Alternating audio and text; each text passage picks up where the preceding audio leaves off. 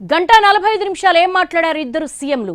ఏ అంశాల మీద సానుకూలమైనటువంటి ఏకాభిప్రాయం వచ్చింది? దీనికి సంబంధించి తెలంగాణ ఇన్పుట్ ఎడిటర్ దొంతు రమేష్ అడిగి మరిన్ని వివరాలు తెలుసుకుందాం. రమేష్, ఇరు రాష్ట్రాల సీఎంల భేటీకి సంబంధించి మీ అనాలిసిస్ ఏంటి?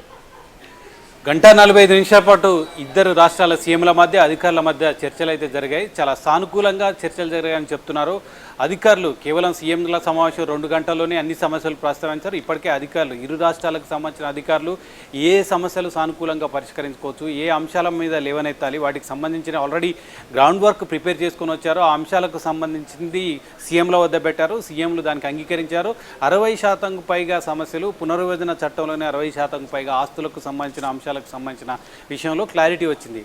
ఆ సమస్యలన్నీ కూడా సామరస్యపూర్వకంగా పరిష్కరించడానికి ఇరు రాష్ట్రాల సీఎంలు, ఇరు రాష్ట్రాల అధికారులు ఆల్రెడీ ఇప్పటికే తయారు చేసిన నివేదికలను సీఎంల ముందుంచారు. ఆ మేరకు అన్నీ పరిష్కారమయ్యాయి. ప్రధానంగా ఇంతకుముందు చెప్పినట్లు ఆస్తులకు సంబంధించిన వ్యవహారం, బస్ భవన్కు సంబంధించింది కానీ, లేదా తార్నాక్ ఆసుపత్రికి సంబంధించిన వ్యవహారం కానీ, హాకా భవన్కి సంబంధించిన వ్యవహారం కానీ, ఇటువంటి ఆస్తుల విషయంలో ఎటువంటి భేదాభిప్రాయాలు లేకుండా అవి ఏ విధంగా పరిష్కరించుకోవచ్చు అనేది ఇరు రాష్ట్రాల సీఎంలకు సంబంధించి ఒక సామరస్యపూర్వకంగా పరిష్కరించుకున్నారు. చాలా రేవంత్ రెడ్డి ఈ సమావేశం సందర్భంగా ఒక రకంగా రాజకీయ విమర్శలు ఎదుర్కోకుండా చాలా జాగ్రత్తగా డిప్యూటీ సీఎం బట్టి విక్రమార్క, అదేవిధంగా శ్రీధర్ బాబు, పొన్నం ప్రభాకర్ కూడా వెంట ఉన్నారు. ఒకవైపు తెలంగాణ సమాజం నుంచి ఎటువంటి వ్యతిరేకత రాకుండా చూసుకోవడానికి చాలా పగడ్బందీగా ప్లాన్ చేసుకుని ఆయన చంద్రబాబు నాయుడు రాగానే ఆయనకు స్వాగతం పలకడం దగ్గర నుంచి మొదలు పెడితే అందరూ మంత్రులు, ఇద్దరు మంత్రులు ఉన్నారు, అదేవిధంగా డిప్యూటీ సీఎం కూడా ఉన్నారు. తోడుకొని వెళ్ళిన తర్వాత కూడా అధికారుల సమావేశాల ముందు తెలంగాణ హక్కులు ఏ విధంగా ఉండాలన్న అంశానికి సంబంధించి అవన్నీ కూడా ముందు పెట్టడం జరిగింది. ప్రధానంగా భద్రాచలంలోని 7 మండలాలు కలిపిన నేపథ్యంలో ఆ 7 మండలాలను 5 గ్రామాలు కనుక వస్తే ఖచ్చితంగా తెలంగాణకు ప్రయోజనం చేకూరుతుంది. ఆ విషయంలో ఒక రకంగా తెలంగాణ ప్రభుత్వం పంతం నెగ్గించుకుంటుందనే చెప్పాలి. 5 గ్రామాలకు సంబంధించిన విషయంలో ఏపీ ప్రభుత్వం కూడా పట్టుపట్టలేదు. ఖచ్చితంగా 5 గ్రామాలు ఇవ్వడానికి ముందుకు వచ్చిందనేది మనకి ఇప్పుడున్న ఇన్పుట్స్ కనుక వస్తున్న ఇన్పుట్స్ బట్టి తెలుస్తుంది. 5 గ్రామాలకు సంబంధించి ఈ 2 రాష్ట్రాలు నిర్ణయించుకున్న మాత్రాన సాధ్యం కాదు. కేంద్ర హోంశాఖకు లేఖ రాయాలి. హోంశాఖ నిర్ణయం మేరకు ఈ గ్రామాలు మళ్ళీ ఏ విధంగా కలపాలి, సాంకేతిక అంశాలను పరిగణలోకి తీసుకోవాలి, చట్టపరంగా ఎటువంటి అంశాలను పరిగణలోకి తీసుకోవాలన్న అంశానికి సంబంధించి కేంద్ర హోంశాఖ నిర్ణయం తీసుకుంటుంది. కేంద్ర హోంశాఖ మళ్ళీ పార్లమెంట్లో పెట్టాలా, లేదా కేంద్ర హోంశాఖ నిర్ణయం మేరకు 5 గ్రామాలు తెలంగాణకి ఇచ్చే అవకాశం ఉందా అనే అంశానికి సంబంధించి నిర్ణయం తీసుకోవాలి. ఆల్రెడీ 7 మండలాలకు సంబంధించిన ముందుగా తెలంగాణ పట్టుబట్టినప్పటికీ 7 మండలాలు వచ్చే అవకాశం లేదు. ఆల్రెడీ పోలవరం ప్రాజెక్టు ముంపు ప్రాంతాలు 7 మండలాలకు సంబంధించి ఉన్నాయి కాబట్టి 7 మండలాల్లో ఆ రోజు పునర్విభజన చట్టంలో భాగంగా పోలవరం ముంపు ప్రాంతాల్లో భూసేకరణకు సంబంధించిన అడ్డంకులు ఎదుర్కోకుండా, పొరుగు రాష్ట్రమైన తెలంగాణతో అడ్డంకులు ఎదుర్కోకుండా ఉండడానికి ఆ రోజు 7 మండలాలని అడిగారు. దానికి సంబంధించి ఆ రోజు తెలంగాణలో కేసీఆర్ ప్రభుత్వం ఉంది. అప్పుడు నరేంద్ర మోడీ ప్రధానమంత్రిగా ఉన్న కాలంలోనే ఆ 7 మండలాలకు సంబంధించిన గ్రామాల విలీనానికి సంబంధించిన క్లారిటీ వచ్చింది. ఆ 7 మండలాలు మళ్ళీ వచ్చే అవకాశం లేదు. తెలంగాణ వాదన కూడా ముందుకు తీసుకుపోలేదు. ఈ సమావేశంలో కేవలం 5 గ్రామాలకు సంబంధించిన అంశం మాత్రమే ముందుకు తీసుకొచ్చింది. దానికి ఏపీ ప్రభుత్వం కూడా ముందుకు వచ్చింది. ఒక ఆమోదయోగ్యంగా తెలంగాణ ఆంధ్రప్రదేశ్ మధ్య ఒప్పందం అయితే కుదిరింది. హోంశాఖ లేఖ ద్వారా ఖచ్చితంగా ఆ గ్రామాలను తెలంగాణకు ఇచ్చేందుకే సుముఖత వ్యక్తం చేసినట్టు తెలిసింది. దానికి సంబంధించి కేంద్ర హోంశాఖ నిర్ణయం మేరకు అన్ని సాంకేతిక అంశాలు పరిగణన తీసుకుని చట్టం రూపొందుతుంది. ఆ తర్వాత 5 గ్రామాలు తెలంగాణకు వస్తాయి. ఇకపోతే విద్యుత్తు బకాయిలకు సంబంధించిన అంశంలో కూడా ఆచితూచి వ్యవహరించారు. విద్యుత్తు బకాయిలు ఇంతకుముందు చెప్పినట్లు తెలంగాణ తమకు చెల్లించాలి. ఏపీ జెన్కో విద్యుత్తు సరఫరా చేసిన దానికి ఖచ్చితంగా 7,000 కోట్లు చెల్లించాలనే ఒక వాదనను కూడా సమావేశంలో ముందు పెట్టారు. దానికి సంబంధించి తెలంగాణ వాదన కూడా పునర్విభజన చట్టంలో భాగంగానే తెలంగాణ అంధకారంలో ఉండకుండా ఏపీ జెన్కో నుంచి తమకు విద్యుత్ ఉత్పత్తి అయింది, దానికి మేము డబ్బులు చెల్లిస్తామని ఎక్కడ కూడా చెప్పలేదు. ఒకవేళ అలా కనుక చెప్తే ఇంతకుముందు చెప్పినట్లు పవర్ పర్చేస్ అగ్రిమెంట్ పీపీఏలు ఆంధ్రప్రదేశ్ ఉమ్మడి రాష్ట్రంగా ఉన్నప్పుడు విద్యుత్ కొనుగోలు ఒప్పందాలన్నీ కూడా తెలంగాణ ప్రభుత్వం మీద రుద్దారు. ఆ రోజు విద్యుత్ కొనుగోలు ఒప్పందాలన్నీ కూడా అప్పుడు చంద్రబాబు నాయుడు రద్దు చేసుకొని ఏ ఒక్క ఒప్పందం కూడా విభజన తర్వాత ఆంధ్రప్రదేశ్ మీద పడకుండా అన్ని తెలంగాణ ప్రభుత్వం మీద పడాయి. దానికి సంబంధించిన డబ్బులు చెల్లించాల్సిన పరిస్థితి వచ్చింది. తెలంగాణ ఎక్కువ మొత్తంలో చెల్లించింది కాబట్టి ఖచ్చితంగా ఇక ఏపీ జెన్కో ఉత్పత్తి చేసిన ఛార్జీలు మేము చెల్లించలేము, 7,000 కోట్లు చెల్లించలేమని తెలంగాణ ప్రభుత్వం తేల్చింది. సో దీనికి కూడా అధికారుల కమిటీ ఒకవైపు ఉండాలి, ఇంకొక వైపు రాజకీయంగా మంత్రుల కమిటీ ఉండాలి. ఈ 2 కమిటీలు కూడా ఏర్పాటు చేసిన తర్వాత ఈ చిన్న చితక అంశాలకు సంబంధించిన అంశాలను కూడా ఒక సాంకేతికంగా పరిశీలించి ఎటువంటి నిర్ణయం తీసుకుంటే బాగుంటుందనేది మంత్రులు అధికారుల కమిటీ వేరువేరుగా ఏర్పాటు చేస్తారు. ఇవన్నీ కూడా పరిశీలిస్తారు. ఇక మీరు అన్నట్లు 6 అంశాలు వచ్చాయి. 6 అంశాలకు సంబంధించిన పెద్ద చర్చ జరిగినట్లయితే అక్కడ కనిపించడం లేదు. రాష్ట్ర ఏర్పాటు ఆర్డినెన్స్ తర్వాత కలపబడ్డ 7 మండలాలకు సంబంధించి ఇంతకు ముందు చెప్పాను, కేవలం 5 గ్రామాలు ఇవ్వడానికి మాత్రమే సుముఖత వ్యక్తం చేశారు. దానికి కేంద్ర హోంశాఖకు లెటర్ రాశారు. ఇక తీర ప్రాంతానికి సంబంధించి తీర ప్రాంతంలో భాగం కావాలని తెలంగాణ అడిగింది అని చెప్తున్నారు. ఆ మీటింగ్లో చర్చకు వచ్చినట్లు కూడా కనిపించడం లేదు. తీర ప్రాంతం తెలంగాణకు కూడా భాగం కావాలన్న అంశానికి సంబంధించి ఒకవేళ అది అంశం ప్రస్తావిస్తే తెలంగాణలో ఉన్న భవనాలు కూడా తమకు కావాలని అడిగే అవకాశం ఉందని దాన్ని కూడా ప్రస్తావించినట్లు కనిపించడం లేదు. ఇక తిరుపతి వెంకటేశ్వర స్వామి విషయంలో కూడా తిరుపతి వెంకటేశ్వర స్వామి అంశానికి సంబంధించి అక్కడ తమకు భాగం ఇవ్వకుండా కానీ తెలంగాణకు సంబంధించిన ప్రభుత్వం కానీ ప్రభుత్వం నుంచి ఒక ప్రాధాన్యత ఇవ్వాలి. ఆ ప్రాధాన్యత ఏ మేరకు ఉండాలి? పునర్విభజన చట్టంలో తిరుమల తిరుపతి దేవస్థానానికి సంబంధించిన అంశం లేకపోయినప్పటికీ 2 సీఎంలు కూర్చున్నారు కాబట్టి తెలంగాణ ప్రభుత్వానికి అక్కడ ఒక హక్కుగా ఎటువంటి ఏర్పాటు ఉంటే బాగుంటుందనే అంశానికి సంబంధించి ప్రస్తావించినట్లు సమాచారం. దీనికి అధికారులతో ఏర్పడిన కమిటీ ఏ మేరకు అవకాశం ఇవ్వాలి, ఎంత ప్రాధాన్యత ఇవ్వాలి అన్న అంశానికి సంబంధించిన ఒక చర్చ అయితే జరిగినట్టు తెలుస్తుంది.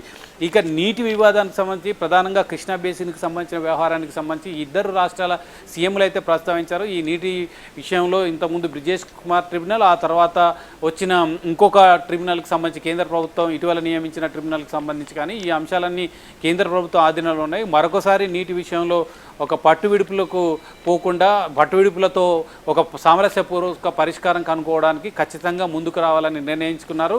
మంత్రుల కమిటీలో అంశం చర్చించే అవకాశం ఉంది.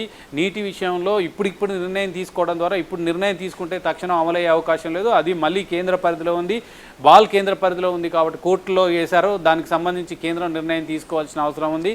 దానికి అధికారుల కమిటీ అదేవిధంగా మంత్రుల కమిటీ ఒక నివేదిక తయారు చేసిన తర్వాత ఈ 2 అంగీకరించిన తర్వాత నీటి విషయంలో పంపిణీ ఏ విధంగా జరగాలన్న అంశానికి సంబంధించి పెద్దగా జల వివాదాల జోలికి పోకుండా ఒక ముక్కలో ఆ నీటి వివాదానికి సంబంధించిన అంశం మీటింగ్లో చర్చకు వచ్చింది. ఆ తర్వాత దీన్ని మంత్రులు అధికారుల కమిటీ నిర్ణయిస్తుందని కూడా తీసుకున్నారు. ఇక ఇంతకుముందు ఓడరేవులకు సంబంధించి కూడా విభజన ఆంధ్రాలోని మచిలీపట్నం గంగారావం పోర్టుకు సంబంధించిన అంశానికి సంబంధించి కూడా పెద్దగా చర్చకు వచ్చినట్లు కనిపించడం లేదు. ఒక ప్రతిపాదన అయితే ముందు పెట్టాలనుకున్నారు కానీ ఆ ప్రతిపాదన మీటింగ్లో చర్చకు వచ్చినట్లు తెలియలేదు. మొత్తంగా 1:45 సమయంలో మొత్తం పునర్విభజన అంశాలు మొత్తం 10 ఏళ్ళుగా పరిష్కారం కానీ అంశాలు మొత్తం ఒకేసారి పరిష్కారం అయ్యే ఆలోచన అయితే లేదు. కానీ కొన్ని అంశాలకు సంబంధించిన విషయంలో క్లారిటీ వచ్చింది. ముందుగా హైదరాబాద్లో ఉన్న భవనాల విషయంలో క్లారిటీ అయితే వచ్చింది. ఆ భవనాలకు సంబంధించి 1-2 బిల్డింగ్స్ అయితే తమకు ఇవ్వాలి. ఢిల్లీలో ఏ విధంగా ఏపీ భవన్ ఉందో హైదరాబాద్లో ఒక భవన్ అయితే ఇవ్వాలి. ఆ భవనం ఇస్తే కనుక మిగతా భవనాలన్నీ కూడా తెలంగాణ ప్రభుత్వ ఆస్తులుగా పరిగణించుకోవచ్చు. దానికి మేము అభ్యంతరాలు వ్యక్తం చేయమని కూడా ఆంధ్రప్రదేశ్ ప్రభుత్వం నుంచి ఒక ప్రతిపాదన వచ్చినట్లు సమాచారం. సో దానికైతే అంగీకరించినట్లు తెలుస్తుంది. సో భవనాల విషయంలో ఆస్తుల విషయంలో ఒక క్లారిటీ అయితే వచ్చింది. సో దానికి సంబంధించి ఇక ఎటువంటి నిర్ణయం తీసుకుంటుంది అనే అంశానికి సంబంధించి మంత్రులు అధికారుల కమిటీ నిర్ణయించాలి. ఏ భవనం కావాలి, ఎంత మేర కావాలి, ఎంత విస్తీర్ణంలో ఆంధ్రప్రదేశ్ ప్రభుత్వం కేటాయించాలన్న అంశానికి సంబంధించి క్లారిటీ కావాలి. రమేష్, విభజన చట్టంలో 7 మండలాలు విలీన ప్రస్తావన లేదు. అది కేవలం ఆర్డినెన్స్ ద్వారా మాత్రమే చేశారు. ఇప్పుడు ఒకవేళ ఈ 5 గ్రామాలను గనక తిరిగి ఏపీ ఇచ్చేస్తారని ఒప్పుకుంది కాబట్టి తిరిగి ఢిల్లీకో లేకపోతే హోంశాఖకు లేఖ రాశారు అంటే తిరిగి మళ్ళీ పార్లమెంట్లో ఇది చర్చకు వస్తుందా, లేకపోతే రాష్ట్రానికి అసెంబ్లీలో తీర్మానం చేసి మాట్లాడుకొని వాళ్ళకి హ్యాండ్ ఓవర్ చేయొచ్చా? రాష్ట్రాల ప్రాంతీయ సరిహద్దులు నిర్దేశించే విషయంలో కేంద్ర హోంశాఖకు కూడా కొన్ని అధికారాలు ఉంటాయి. ఆ అధికారాలను ఉపయోగించుకోవడానికి వీలుగా అధికారాలు ఉపయోగించుకొని ఈ 5 గ్రామాలను ఇచ్చేస్తుందా లేదా అనేది చూడాలి. అంతకుముందు రాష్ట్ర విభజన జరిగినప్పుడు 7 మండలాలకు సంబంధించిన అంశాన్ని ఖచ్చితంగా ఆర్డినెన్స్ ఆ తర్వాత పార్లమెంట్లో ప్రవేశపెట్టారు. 7 మండలాలు వెళ్ళిపోయాయి. కానీ 5 గ్రామాలకు సంబంధించి అవతల రాష్ట్రం నుంచి ఎటువంటి కొర్రీలు లేవు, అంగీకరిస్తుందని చెప్పినప్పటికీ హోంశాఖ నిర్ణయం తీసుకుంటే రాష్ట్రాల సరిహద్దులో ఒక పరిమిత సంఖ్యలో ఉన్న గ్రామాలు కలపవచ్చా లేదా అనేది ఇదంతా సాంకేతిక అంశాలు. హోంశాఖ అందుకే హోంశాఖ మీదకి నెట్టారు. హోంశాఖకు లేఖ రాశారు. హోంశాఖ నిర్ణయం తీసుకోవాలి, ఈ గ్రామాల విలీనానికి సంబంధించి మళ్ళీ తెలంగాణ రాష్ట్రానికి ఇవ్వాలంటే ఎటువంటి నిర్ణయం తీసుకోవాలి, ఎటువంటి చర్యలు తీసుకోవాలనేది కేంద్ర హోంశాఖ పరిధిలో ఉంది. కేంద్ర హోంశాఖ సహాయ మంత్రి కూడా తెలంగాణకు సంబంధించిన వ్యక్తి బండి సంజయ్ ఉన్నారు. ఆయన కూడా దీన్ని పర్స్యూ చేసే అవకాశం ఉంది. ఇద్దరు ముఖ్యమంత్రుల సమావేశంలో ఈ 5 గ్రామాల అంశాలు ఏమనెత్తింది కాబట్టి అది కేంద్రంలో కూడా హోంశాఖ సహాయ మంత్రి బండి సంజయ్ ఉన్నారు. ఆ తర్వాత అమిత్ షా హోంశాఖ మంత్రిగా ఉన్నారు. ఇద్దరు కలిసి నిర్ణయం తీసుకొని అక్కడ ఉన్న చట్ట పరిధిలో అంశాలను పరిగణలోకి తీసుకొని 5 గ్రామాలని మళ్ళీ నిజానికి ఒకవేళ ప్రవేశపెట్టాలంటే ఇప్పుడు కేంద్రంలో కూడా చంద్రబాబు నాయుడు భాగస్వామిగా ఉన్నాడు, ఎన్డీఏ ప్రభుత్వంలో ఉన్నాడు కాబట్టి ఈజీగా అయ్యే అవకాశం ఉంటుంది. ఇక్కడ ఇద్దరు సీఎంలు కనుక ఒక అంగీకారానికి వస్తే 5 గ్రామాల అప్పగింత పెద్ద కష్టమేం కాదు. ఎందుకంటే కేంద్రంలో ఎన్డీఏ ప్రభుత్వంలో తెలుగుదేశం పార్టీ భాగస్వామ్యం ఉంది. ఖచ్చితంగా ఈయన ఇక్కడ అంగీకరిస్తే ఇంకొక సమస్య ఉత్పన్నమయ్యే అవకాశం లేదు. ఒకవేళ కేంద్ర ప్రభుత్వ హోంశాఖ పరిధిలో నిర్ణయం జరిగినా లేదా మళ్ళీ లోక్సభ పార్లమెంట్లో చట్టం చేయాలన్నా కానీ పెద్దగా కష్టమయ్యే పని కాదు. సో తెలంగాణ సైడ్ నుంచి చూస్తే ఇది ఒక విజయంగానే చెప్పవచ్చును. 5 గ్రామాలకు సంబంధించిన విలీనం మీద, ఇక ఆస్తులకు సంబంధించిన విషయం మీద ఏపీ ప్రభుత్వం ఇక్కడ ఒక భవనం ఇవ్వాలి, ఖచ్చితంగా ఏపీకి భవనం ఉండాలన్న విషయంలో మొదటి నుంచి కూడా పట్టుబడుతున్నారు.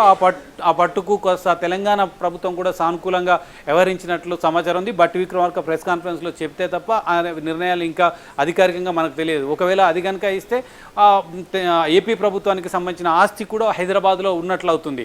సో ఈ 2 నిర్ణయాలకు సంబంధించి ఒక విద్యుత్ బకాయిలకు సంబంధించిన వ్యవహారంలో కూడా సమస్య కొలిక్కొచ్చింది. అధికారుల కమిటీ వేసిన తర్వాత కొలిక్కొచ్చిన అంశం ఇదంతా చూస్తే రాజకీయంగా మీరు అన్నట్లు ముందుగా రాజకీయంగా ఎటువంటి విమర్శలు ఎదుర్కోకూడదు, తెలంగాణ సమాజం నుంచి వ్యతిరేకత వ్యక్తం కాకూడదు. కాంగ్రెస్ ప్రభుత్వం వచ్చిన తర్వాత ఆస్తులు అప్పనంగా మళ్ళీ ఆంధ్రప్రదేశ్కు కట్టబెట్టారు.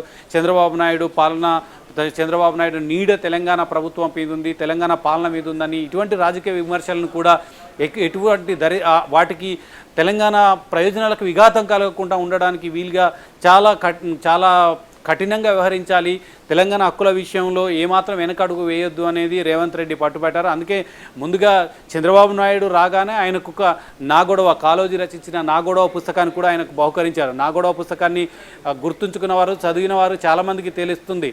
ప్రాంతేతరులు మోసం చేస్తే సరిహద్దుల వరకు తరిమి కొడతాం, ప్రాంతీయులు మోసం చేస్తే ఇక్కడే పాతేస్తాం అనేది ఆయన ఆ పుస్తకంలో రాసిన ఒక అభిప్రాయం.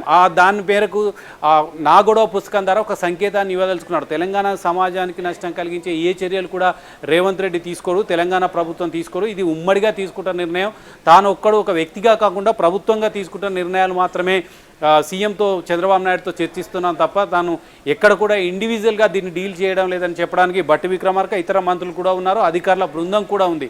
సో ఆయన ఒక పుస్తకం ఇవ్వడానే ఒక సంకేతాన్ని ఇచ్చారు. ఆ సంకేతం మేరకే తెలంగాణ హక్కుల విషయంలో, ఆస్తుల విషయంలో కూడా తాను కఠినంగా ఉన్నానని ఒక సంకేతాన్ని ఇచ్చే ప్రయత్నం చేశాడు. ఆ మేరకైతే సీఎంల సమావేశం జరిగింది. సో ఇది ఒక చారిత్రాత్మక సమావేశంగా భావించవచ్చు మనం. ఎందుకంటే 2014లో తెలంగాణ ఏర్పడిన తర్వాత 10 ఏళ్ళు పూర్తయినా ఇంకా విభజన సమస్యలు పరిష్కారం కాకపోవడం నిజంగా దురదృష్టకరం. ఆ సమస్యలను పరిష్కరించుకోవడానికి ఒక ఇనిషియేటివ్ అయితే జరిగింది. ఇద్దరు ముఖ్యమంత్రులు ముందుకు వచ్చారు.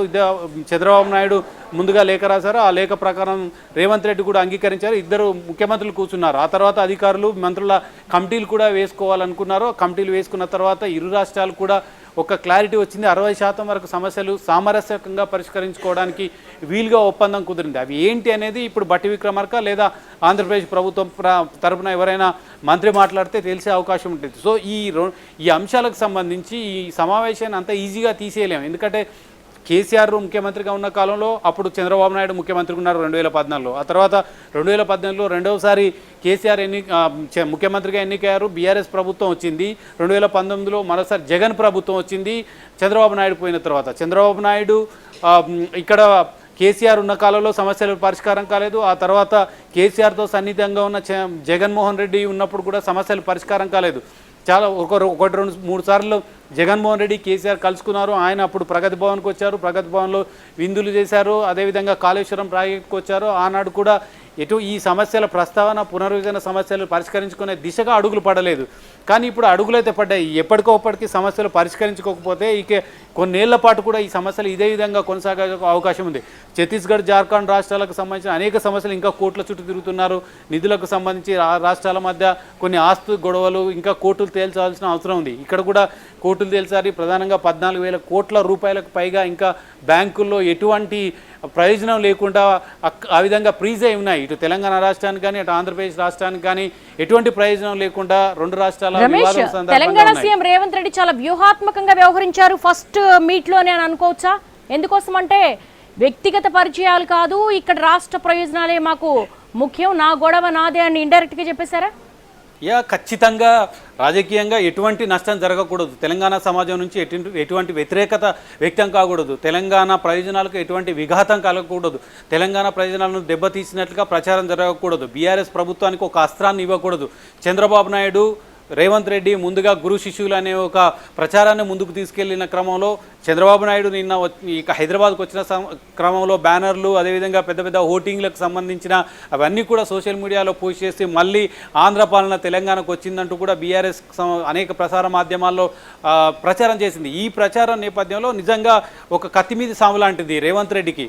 చంద్రబాబు నాయుడుతో మీటింగ్ కావడం, సమస్యలు పరిష్కరించడం, ఆ పునర్విభజన సమస్యలను ఏ విధంగా సానుకూలంగా పరిష్కరించుకోవడం ఒక ఎత్తు అయితే, రాజకీయ విమర్శలను ఏ విధంగా ఎదుర్కోవాలనేది కూడా రేవంత్ రెడ్డికి కత్తి మీద సాము. ఆ సామును ఏ విధంగా ముందుకు తీసుకెళ్ళాలి, ఎట్లా తెలంగాణ ప్రయోజనాలకు విఘాతం కలగకుండా చర్యలు తీసుకోవాలి. సీఎంల సమావేశంలో ఒక్క అడుగు వెనకేసినా కానీ అది మొత్తం తెలంగాణ సమాజంలో తెలంగాణ సెంటిమెంట్ మరొకసారి రేగడానికి అవకాశం ఉంటుంది. బీఆర్ఎస్కు అస్త్రం ఇచ్చినట్టు ఉంటుందని ఆయన రాజకీయంగా చాలా ఆచితూచి అడుగులు వేశారు. అందుకే తన అధికారుల బృందంతో, డిప్యూటీ సీఎంతో, ఇతర మంత్రులతో ఇది ప్రభుత్వం తెలంగాణ ప్రభుత్వం తరఫున అధికారికంగా జరుగుతున్న సమావేశం. ఆ సమావేశంలో ఖచ్చితంగా తెలంగాణ ఆస్తులు కాపాడాలి, తెలంగాణ హక్కులు కాపాడాలి, ఆ విధంగానే ముందుకు వెళ్ళాలని భావించారు తప్ప ఏ ఒక్క ప్రయోజన విషయంలో కూడా గతంలో చంద్రబాబు నాయుడుతో కలిసి పనిచేసినాం, గతంలో చంద్రబాబు పార్టీలో పనిచేసినాం కాబట్టి ఒక అడుగు వెనక్కి వేయాలి లేదా ఆయన చెప్పినట్లు వినాలన్న అంశానికి సంబంధించింది ఎక్కడ కూడా సమావేశంలో చర్చకు రాలేదని తెలిసింది. ఈ చర్చను ఎక్కడైతే అధికారులు ఒకటి రెండు సానుకూలంగా వ్యవహరించినా కానీ అది కాదు, ఇది తెలంగాణ ప్రయోజనాలకు నష్టం జరుగుతుంది, ఖచ్చితంగా ఆంధ్రప్రదేశ్ ప్రభుత్వాన్ని ఒప్పించే విధంగా మీరు చర్యలు తీసుకోమని రేవంత్ రెడ్డి సమావేశంలో చెప్పినట్లు సమాచారం. బట్టి విక్రమార్క కూడా ఆయన అనేక అంశాలను ముందుకు తీసుకొచ్చారు. ఆయన అధికారులతో ఒకటి రెండు రోజుల ముందు నుంచి కూడా డిప్యూటీ సీఎం కసరత్తులు చేశారు. ఏ విధంగా తెలంగాణ ప్రయోజనాలను కాపాడాలి, ఆస్తులు కాపాడాలి. ఆ తర్వాత ఈరోజు మధ్యాహ్నం కూడా ఒకసారి రేవంత్ రెడ్డితో సమావేశమయ్యారు. అధికారులతో సమావేశమైన డిప్యూటీ సీఎం ఏ విధంగా మనం సమావేశంలో చర్చించాలి, ఆంధ్రప్రదేశ్తో ఎటువంటి ఒప్పందానికి రావాలి, ఏ అంశాలు వెనక్కి తగ్గాలి, ఏ అంశాల్లో ముందు ఉండాలన్న అంశాలకు సంబంధించి కూడా ఆయన చర్చించారు. చర్చించిన తర్వాతనే ఇద్దరు డిప్యూటీ సీఎం ఇద్దరు కూడా చంద్రబాబు నాయుడుతో చర్చలు జరిపి ఒక రకంగా ముందుకు తీసుకెళ్లారని చెప్పారు. రాజకీయ విమర్శలు ఎదుర్కోకుండా, తెలంగాణ ప్రయోజనాలకు పనంగా పెట్టకుండా, తెలంగాణ ప్రయోజనాలకు ఎక్కడ కూడా విఘాతం కలగకుండా చాలా పగడ్బందీగా ఈ మీటింగ్ నిర్వహించారు. రేపు అధికారుల కమిటీ వేసినా లేదా మంత్రుల కమిటీ వేసినా ఖచ్చితంగా ఇది తెలంగాణకు అనుకూలంగానే ఉండేటట్లు ఇద్దరు కూడా తగిన జాగ్రత్తలు తీసుకున్నారని చెప్పాలి. Right, thanks for the live updates Ramesh.